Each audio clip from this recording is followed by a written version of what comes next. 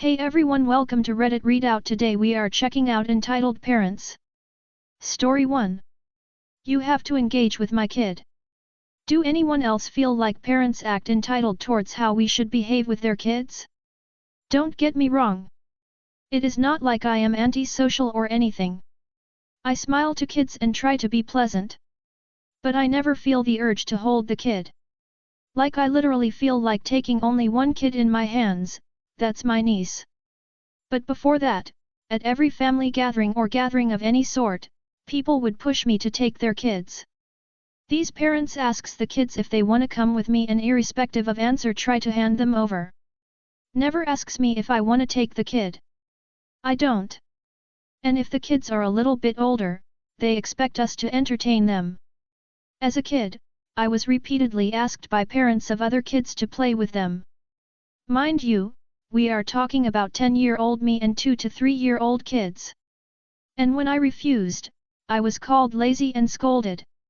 Even now, I see parents just walking up to me and ask to entertain their kids. Hang out with them, take care of them, etc. At this point, I am called anti-social cause I don't want to entertain kids or hold them. So I am left to wonder this. Why do these people feel it's okay to do that? Where does this entitlement come from? I need to add that I am someone who likes bright colors, smiles and plays a lot. So kids actually love me. While I don't like the attention, I still end up entertaining them so as to not cause them disappointment. It's the parents' attitude that bothers me. Story 2. Entitled Mom wants me to change her child's grade. So I'm a first-year high school teacher for 10th grade English. I have this one student who throughout the school year didn't try on his work. Examples would be that he'd only half finish worksheets or not participate in what we were doing in class. I gave him plenty of chances to make up work and even do some extra credit as I didn't want to see any of my students fail, though I know I can't prevent everyone from failing and they have to put effort in for themselves. Well, even after all that, he still slacked off and basically didn't care about it. He cared about passing. He just didn't want to do the work from what I can assume from the interaction. Anyways, I got an email from his mother the other day asking for a parent-teacher conference, something that I've done a lot lately since it's only a week until the end of the school year. I agree and set a date. Well, in the conference the mother starts to tell me about how her son is passing, but barely passing, his other classes and she really wants him to pass all his classes. I told her that I wanted all my students to pass as well because I care about all of their futures, but he hasn't put forth the effort to pass the class. She then tells me that he did the work and put in effort on what he did do in the class and that I should just drop all the other grades that made him fail for him so he can pass. I told her no, that it wasn't going to work like that. I could maybe give him some extra credit grades that he could do, but even then it might not pass him. She then proceeds to tell me that she'll have him do them if I drop the rest of his failing grades. This went on for some time with not much progress being made until I finally told her that the best I could do was replace one of his lowest grades with what he makes on an extra credit assignment, but I wouldn't do anything else, to which she huffed that we'll see about that. After she ended up leaving and the next day I gave him the extra credit, but as the deadline to turn them into me looms closer, I doubt that he'll do it and he'll fail either way. Story 3. Entitled Stepdad wants order dropped. I haven't seen him in a long time and or talked to him, BC he is cut out of my life. My stepfather demanded I drop the order. The thing is, the protective order was finalized. So he told a family member his sob story. About how he was a good father to me and it wasn't fair that I hate him for no reason. That I'm excluding him from my life because he was the only one that told me no to things. He told our family member that I was this out-of-control teenager that I was known to make up stories.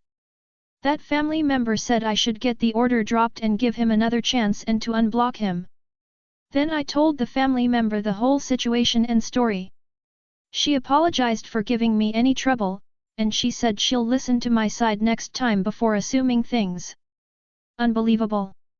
Story 4. Karen preaches to my child.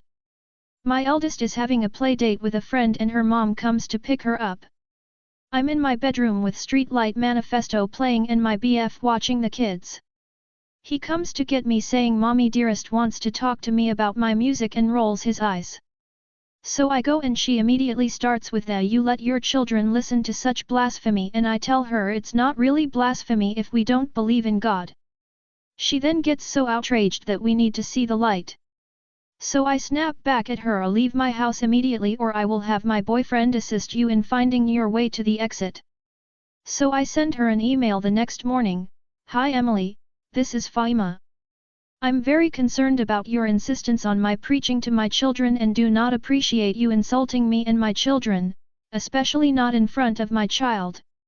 I would very much like for you to keep your religion to yourself and your family. If you find what you need in your God, that is wonderful for you and I'm truly happy for you, but we do not share your beliefs and very much do not want you pushing your beliefs on us, and especially not our children who do not yet possess the critical faculties to understand such difficult concepts. As a courtesy I will refrain from playing atheist music while your child is over. I got a message back, Faima, I'm very sorry for my attitude the other day. My mother's currently in the hospital and I wasn't having a great day. I understand you have a difference of beliefs and will respect that in the future. Thank you for coming to me instead of just attacking me. So I think it's settled and I let my daughter go to her play date despite my BF wanting to chaperone. I should have let him. When I pick up my child we start driving home and I ask what they did and if she had fun and she says we watched a movie about Jesus. Luckily my child already knows about Christianity and that they have their beliefs but that we, mommy and daddy, do not share those beliefs, but now I have to figure out how I'm going to answer the but why questions to a 5-year-old that I was hoping I could put off until she was better equipped to understand apologia and its critiques, because I don't have any real issues with Christians or Christianity that aren't based in the logical failings of their arguments for the existence of God. I became an atheist because I studied philosophy.